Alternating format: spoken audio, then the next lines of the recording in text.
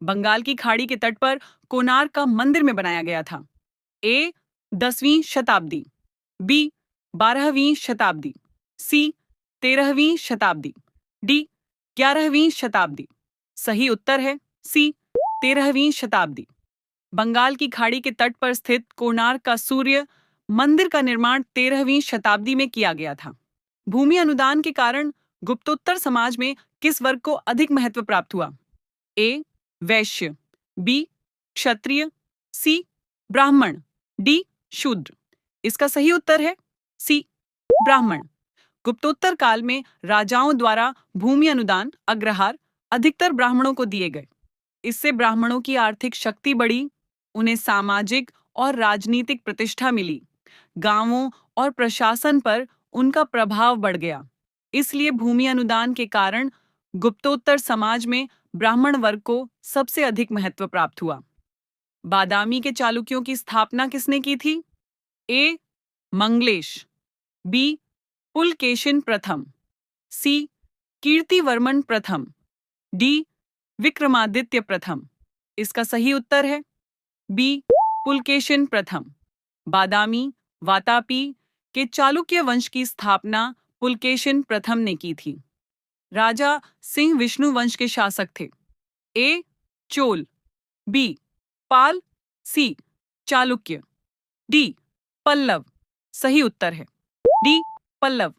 राजा सिंह विष्णु पल्लव वंश के शासक थे। राजा सिंह विष्णु को पल्लव वंश का शक्तिशाली शासक माना जाता है, जिन्होंने पल्लव राज्य का विस्तार किया। ध्रुवसेन का उत्तराधिकारी कौन बना? ए शिलादित्य, बी धारापट्टा, सी द्रोणसेन, डी गुहासेन। इसका सही उत्तर है डी गुहासेन। ध्रुवसेन का उत्तराधिकारी गुहासेन बना। ध्रुवसेन मैत्रक वंश का एक शासक था, जिसने पश्चिमी भारत, मुख्यतः वल्लभी सौराष्ट्र क्षेत्र पर शासन किया। उसके शासनकाल के बाद उसका उत्तराधिकारी गुहासेन बना। गुहासेन ने अपने पिता की नीतियों को आगे बढ़ाया और मैत्रक वंश की सत्ता को स्थिर बनाए रखा। उसके समय में प्रशासनिक व्यवस्था मजबूत रही और क्षेत्र में शांति बनी रही।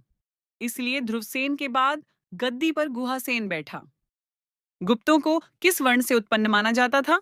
ए वैश्य, बी शूद्र, सी क्षत्रिय, डी ब्राह्मण। सही उत्तर है ए वैश्य। गुप्त वंश को परंपरागत रूप से वैश्य वर्ण से उत्पन्न माना जाता है। कई इतिहासकारों का यही मत है कि गुप्त शासक वैश्य थे, जिन्होंने बाद में क्षत्रिय शासकों की तरह शासन किया।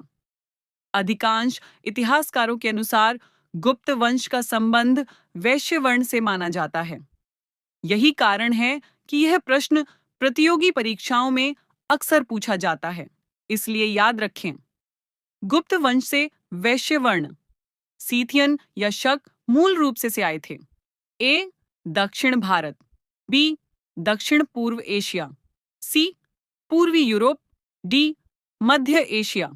इसका सही उत्तर है डी मध्य एशिया।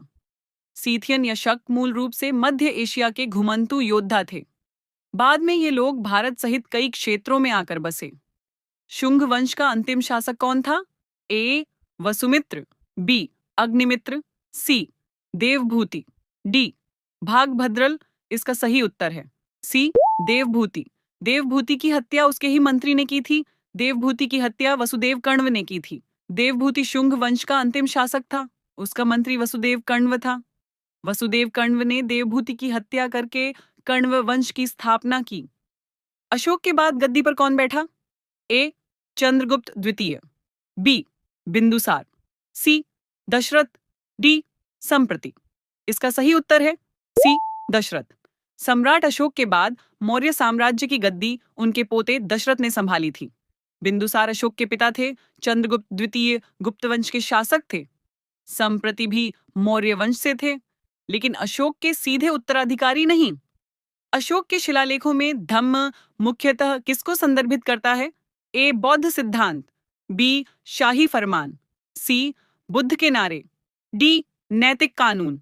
इसका सही उत्तर है डी नैतिक कानून। अशोक के शिलालेखों में धम्म का अर्थ मुख्यतः नैतिक आचार संहिता से है, न कि किसी एक धर्म के सिद्धांत से। अशोक का धम्म करुणा, अहिंसा, सत्य, सहिष्णुता, माता पिता व गुरु का सम्मान और सभी प्राणियों के प्रति दया जैसे नैतिक मूल्यों पर आधारित था। यह सीधे सीधे बौद्ध दर्शन का प्रचार नहीं, बल्कि समाज में नैतिक जीवन को बढ़ावा देने का माध्यम था।